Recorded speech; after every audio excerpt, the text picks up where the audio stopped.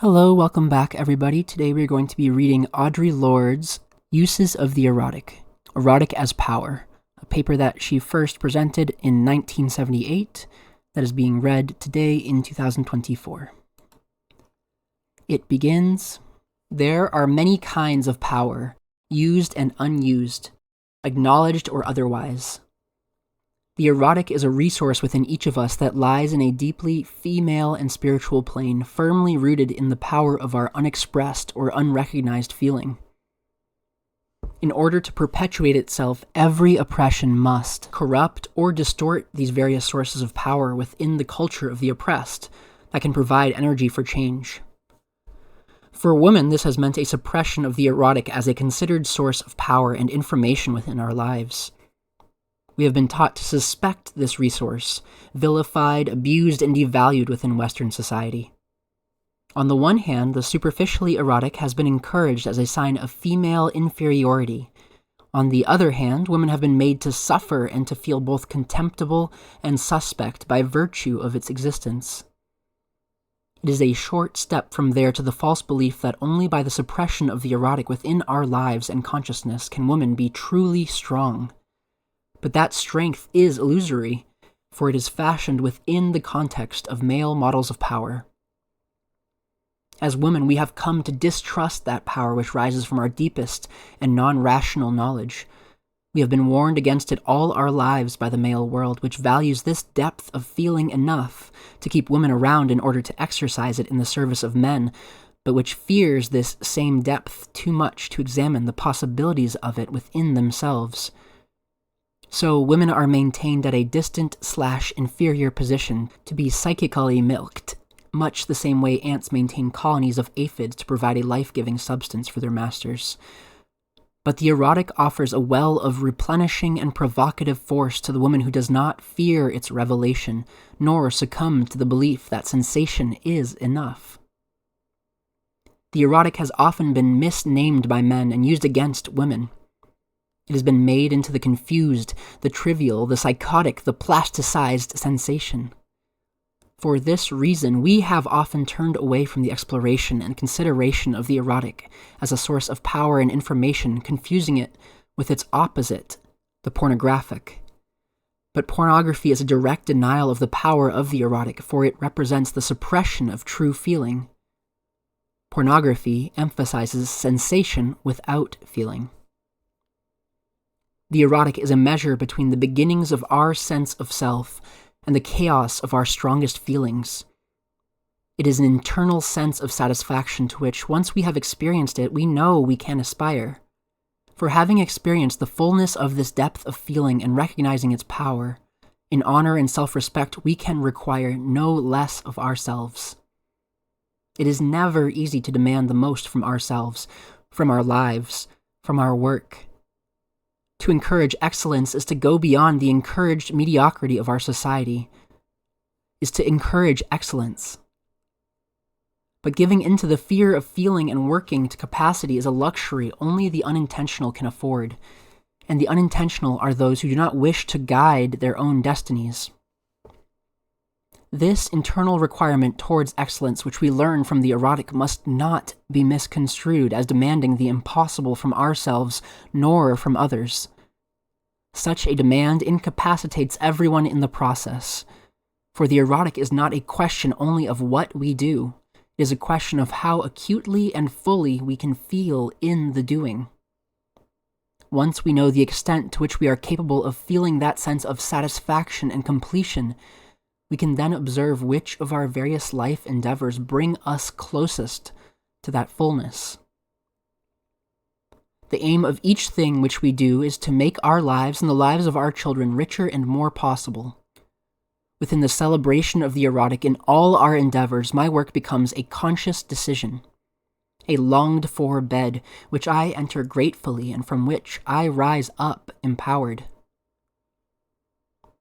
Of course, women so empowered are dangerous, so we are taught to separate the erotic demand from most vital areas of our life other than sex. And the lack of concern for the erotic root and satisfactions of our work is felt in our disaffection from so much of what we do. For instance, how often do we truly love our work, even at its most difficult? The principal horror of any system which defines the good in terms of profit rather than in terms of human need, or which defines human need to the exclusion of the psychic and emotional components of that need, the principal horror of such a system is that it robs our work of its erotic value, its erotic power, and life appeal and fulfillment. Such a system reduces work to a travesty of necessities, a duty by which we earn bread or oblivion for ourselves and those we love. But this is tantamount to blinding a painter and then telling her to improve her work and to enjoy the act of painting. It is not only next to impossible, it is also profoundly cruel. As women, we need to examine the ways in which our world can be truly different. I'm speaking here of the necessity for reassessing the quality of all the aspects of our lives and of our work, and how we move toward and through them. The very word erotic comes from the Greek word eros, the personification of love in all its aspects, born of chaos and personifying creative power and harmony. When I speak of the erotic, then, I speak of it as an assertion of the life force of women, of that creative energy empowered, the knowledge and use of which we are now reclaiming in our language, our history, our dancing, our loving, our work, our lives. There are frequent attempts to equate pornography and eroticism, two diametrically opposed uses of the sexual.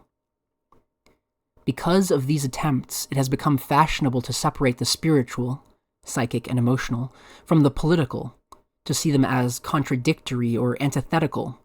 Quote, "What do you mean, a poetic revolutionary, a meditating gun runner?" Unquote. In the same way, we have attempted to separate the spiritual and the erotic, thereby reducing the spiritual to a world of flattened affect, a world of the ascetic who aspires to feel nothing. But nothing is farther from the truth, for the ascetic position is one of the highest fear, the gravest immobility. The severe abstinence of the ascetic becomes the ruling obsession, and it is one not of self-discipline, but of self-abnegation. The dichotomy between the spiritual and the political is also false, resulting from an incomplete attention to our erotic knowledge.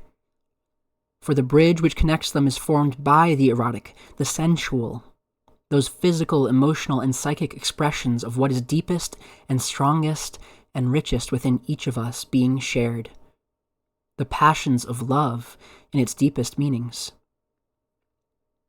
Beyond the superficial, the considered phrase, quote, "It feels right to me," unquote, acknowledges the strength of the erotic into a true knowledge, for what that means is the first and most powerful guiding light towards any understanding. And understanding is a handmaiden which can only wait upon or clarify that knowledge, deeply born. The erotic is the nurturer or nursemaid of all our deepest knowledge. The erotic functions for me in several ways, and the first is in providing the power which comes from sharing deeply any pursuit with another person. The sharing of joy, whether physical, emotional, psychic, or intellectual, forms a bridge between the sharers which can be the basis for understanding much of what is not shared between them, and lessens the threat of their difference. Another important way in which the erotic connection functions is the open and fearless underlining of my capacity for joy. In the way my body stretches to music and opens into response, hearkening to its deepest rhythms, so every level upon which I sense also opens to the erotically satisfying experience, whether it is dancing, building a bookcase, writing a poem, examining an idea. That self-connection shared is a measure of the joy which I know myself to be capable of feeling, a reminder of my capacity for feeling. And that deep and irreplaceable knowledge of my capacity for joy comes to demand from all of my life that it be lived within the knowledge that such satisfaction is possible, and does not have to be called marriage, nor God, nor an afterlife. This is one reason why the erotic is so feared and so often relegated to the bedroom alone when it is recognized at all. For once we begin to feel deeply all the aspects of our lives, we begin to demand from ourselves and from our life pursuits that they feel in accordance with that joy, which we know ourselves to be capable of. Our erotic knowledge empowers us, becomes a lens through which we scrutinize all aspects of our existence, forcing us to evaluate those aspects honestly in terms of their relative meaning within our lives. And this is a grave responsibility projected from within each of us, not to settle for the convenient, the shoddy, the conventionally expected, nor the merely safe. During World War II, we bought sealed plastic packets of white, uncolored margarine with a tiny, intense pellet of yellow coloring perched like a topaz just inside the clear skin of the bag. We would leave the margarine out for a while to soften, and then we would pinch the little pellet to break it inside the bag, releasing the rich yellowness into the soft, pale mass of margarine. Then, taking it carefully between our fingers, we would knead it gently back and forth, over and over until the color had spread throughout the whole pound bag of margarine, thoroughly coloring it. I find the erotic such a kernel within myself. When released from its intense and constrained pellet, it flows through and colors my life with a kind of energy that heightens and sensitizes and strengthens all my experience. We have been raised to fear the yes within ourselves, our deepest cravings. But once recognized, those which do not enhance our future lose their power and can be altered. The fear of our desires keeps them suspect and indiscriminately powerful, for to suppress any truth is to give it strength beyond endurance. The fear that we cannot grow beyond whatever distortions we may find within ourselves keeps us docile and loyal and obedient, externally defined, and leads us to accept many facets of our oppression as women. When we live outside ourselves, and by that I mean on external directives only, rather than from our internal knowledge and needs, when we live away from those erotic guides from within ourselves, then our lives are limited by external and alien forms, and we conform to the needs of a structure that is not based on human need, let alone in individuals. But when we begin to live from within outward, in touch with the power of the erotic within ourselves and allowing that power to inform and illuminate our actions upon the world around us, then we begin to be responsible to ourselves in the deepest sense. For as we begin to recognize our deepest feelings, we begin to give up, of necessity, being satisfied with suffering and self-negation, and with the numbness which so often seems like their only alternative in our society. Our acts against oppression become integral with self, motivated and empowered from within. In touch with the erotic, I become less willing to accept powerlessness or those other supplied states of being which are not native to me, such as resignation, despair, self-effacement, depression, self-denial. And yes, there is a hierarchy. There is a difference between painting a back fence and writing a poem, but only one of quantity. And there is for me no difference between writing a good poem and moving into the sunlight against the body of a woman I love. This brings me to the last consideration of the erotic. To share the power of each other's feelings is different from using another's feelings as we would use a Kleenex. When we look the other way from our experience, erotic or otherwise, we use rather than share the feelings of those others who participate in the experience with us. And use without consent of the used is abuse. In order to be utilized, our erotic feelings must be recognized. The need for sharing deep feeling is a human need. But within the European-American tradition, this need is satisfied by certain proscribed erotic comings together. These occasions are almost always characterized by a simultaneous looking away, a pretense of calling them something else, whether a religion, a fit, mob violence, or even playing doctor. And this misnaming of the need and the deed give rise to that distortion which results in pornography and obscenity, the abuse of feeling. When we look away from the importance of the erotic in the development and sustenance of our power, or when we look away from ourselves as we satisfy our erotic needs in concert with others, we use each other as objects of satisfaction, rather than share our joy in the satisfying, rather than make connection with our similarities and our differences. To refuse to be conscious of what we are feeling at any time, however comfortable that might seem, is to deny a large part of the experience and to allow ourselves to be reduced to the pornographic, the abused, and the absurd. The erotic cannot be felt secondhand.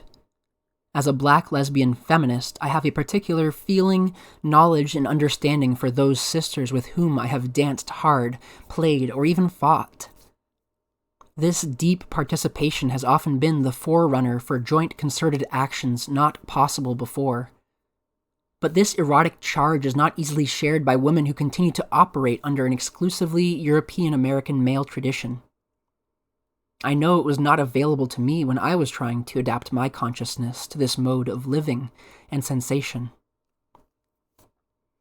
Only now I find more and more women-identified women brave enough to risk sharing the erotic's electrical charge without having to look away and without distorting the enormously powerful and creative nature of that exchange.